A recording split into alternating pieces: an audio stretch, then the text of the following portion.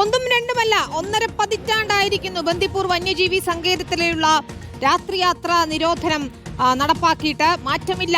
ഇപ്പോഴും സമാനതകളില്ലാത്ത പ്രതിഷേധങ്ങൾ കണ്ടിട്ടുണ്ട്, നിയമ പോരാട്ടങ്ങൾ കണ്ടിട്ടുണ്ട്. പക്ഷേ ഇന്നും ഈ പാത രാത്രി അടഞ്ഞു തന്നെ കിടക്കുകയാണ്. ഇതിങ്ങനെ മതിയോ?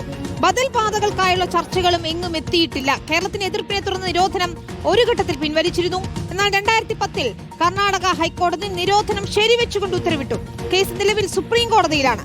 നിയമ നടപടികൾ ഒരു വഴിക്ക് നടക്കുമ്പോഴും ചർച്ചകളിലൂടെ പ്രശ്നപരിഹാരം ഉണ്ടാകുമോ എന്നാണ് മലയോര ജനത ഉറ്റുനോക്കുന്നത്. കേരളത്തിലും കർണാടകയിലും ഇപ്പോൾ കോൺഗ്രസ് നേതൃത്വം നൽകുന്ന സർക്കാരുകൾ ഭരിക്കുന്നുവെന്നതാണ് പ്രതീക്ഷ നൽകുന്ന ഒരു ഘടകം. രണ്ട് സംസ്ഥാനങ്ങളെയും സർക്കാരുകൾ ശാശ്വത പരിഹാരത്തിനായി ചർച്ചയുടെ വാതിൽ തുറക്കുമോ എന്നാണ് ആകാംക്ഷ ഈ ഘട്ടത്തിൽ. VS രഞ്ജിത്താണ് ചേരുന്നത്. രഞ്ജിത്ത്, ഏറ്റവും പ്രധാനപ്പെട്ട കാര്യം അത് തന്നെയാണ്. 10 വർഷത്തിന് ശേഷം കേരളത്തിൽ കോൺഗ്രസ് നേതൃത്വം നൽകുന്ന ഒരു സർക്കാർ വരുന്നു. കർണാടകയിലും കോൺഗ്രസ് സർക്കാരാണ്. അപ്പോൾ ഒരു ചർച്ചയിലൂടെ ഈ രാത്രിയാത്ര വിലക്ക് നീങ്ങുമോ എന്നൊരു ആകാംക്ഷയുണ്ട്. പക്ഷെ അതിനുള്ള തടസ്സങ്ങൾ എന്തൊക്കെയായിരിക്കും?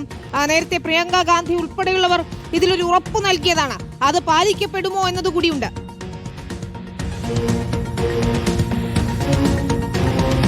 തീർച്ചയായിട്ടും 2009 ചാമരാജ് നഗർ ഡെപ്യൂട്ടി കമ്മീഷണറാണ് രാത്രിയാത്രാ നിരോധനത്തിന് വേണ്ടി ഒരു ഉത്തരവിറക്കുന്നത്. പിന്നീട് അത് കർണാടക സർക്കാർ നീക്കം ചെയ്തെങ്കിലും ഈ ഉത്തരവ് കർണാടക ഹൈക്കോടതി ശരിവെച്ചതോടുകൂടിയാണ് ഇത് പ്രാബല്യത്തിൽ വരുന്നത്. രാത്രി 9 മണി മുതൽ പുലർച്ചെ 6 മണി വരെയാണ് 25 കിലോമീറ്റർ ബന്ദിപ്പൂർ കടുവാ സങ്കേതത്തിലൂടെയുള്ള രാത്രിയാത്ര നിരോധിക്കുന്നത്.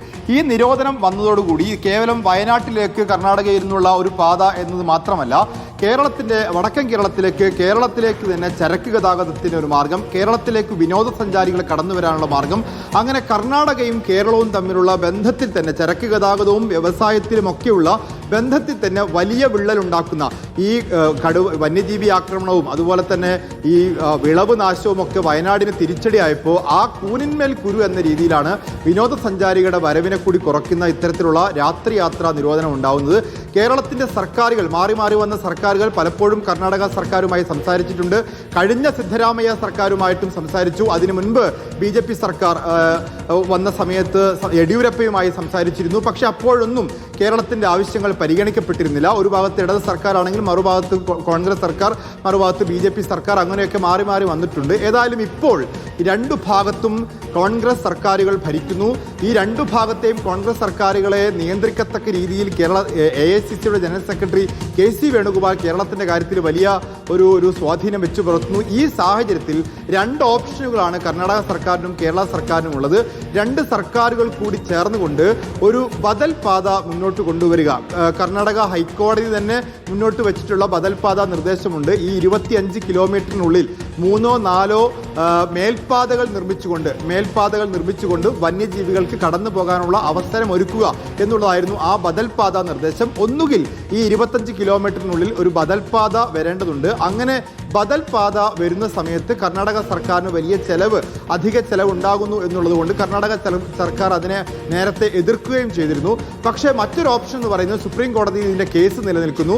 ഈ രാത്രിയാത്രാ നിരോധനം ആവശ്യമില്ല എന്നൊരു നിലപാട് സുപ്രീം കോടതിയിൽ കർണാടക സർക്കാർ സ്വീകരിക്കേണ്ടതുണ്ട്. വന്യജീവി വകുപ്പിൻ്റെ വനം വകുപ്പിൻ്റെയൊക്കെ എതിർപ്പിനെ മറികടന്നു വേണം അത്തരം ഒരു രാഷ്ട്രീയ തീരുമാനം എടുക്കാൻ. അങ്ങനെ ഒരു രാഷ്ട്രീയ തീരുമാനത്തിലേക്ക് കർണാടക സർക്കാർ പോകുമോ എന്ന് അറിയില്ല.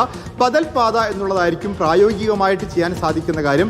അങ്ങനെ ബദൽ പാത വരുമ്പോൾ അതിൻ്റെ ചെലവ് ആര് വഹിക്കും? കേന്ദ്ര സർക്കാർ അതിൻ്റെ ചെലവ്, ദേശീയപാതയാണ്, സ്വാഭാവികമായിട്ടും അതിൻ്റെ ചെലവ് വഹിക്കേണ്ടതുണ്ട്. അതിൽ കേന്ദ്ര സർക്കാർ എന്ത് നിലപാട് സ്വീകരിക്കും? ഇതെല്ലാം അറിയേണ്ടതുണ്ട്. രണ്ടു ഭാഗത്ത് കോൺഗ്രസ് സർക്കാർ വന്നതുകൊണ്ട് മാത്രം കാര്യമില്ല. ദേശീയപാതയിൽ ഒരു ബദൽ പാത, മേൽപ്പാതകൾ നിർമ്മിക്കണമെങ്കിൽ അതിന് കേന്ദ്ര സർക്കാരിൻ്റെ അനുമതി ആവശ്യമുണ്ട്, പരിസ്ഥിതി വകുപ്പിൻ്റെ അനുമതി ആവശ്യമുണ്ട്.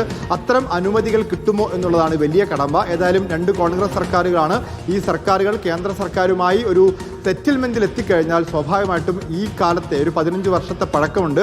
2009 ഇത് ഉണ്ടാവുന്നത്. അത്രയും പഴക്കമുള്ള കേരളത്തിന് വലിയ തിരിച്ചടിയായിട്ടുള്ള ഈ രാത്രിയാത്രാ നിരോധനം ഒഴിവാക്കാൻ വേണ്ടി സാധിക്കും. നിലവിൽ 9 മണി കഴിഞ്ഞാൽ ആ പാതയിലൂടെ ആരും കടത്തിവിടുന്നില്ല, ചരക്ക് വാഹനങ്ങൾ കടത്തിവിടുന്നില്ല. കുട്ടവഴി 50 കിലോമീറ്റർ വളഞ്ഞു വേണം ഈ രാത്രി ഗതാഗതം ഇങ്ങോട്ട് സാധ്യമാവുകയുള്ളൂ. കൊടും വനത്തിലൂടെയുള്ള യാത്രയാണ്. സ്വാഭാവികമായിട്ടും വലിയ റിസ്ക്കും യാത്രക്കാർക്കുണ്ട് എന്നുള്ളതാണ്.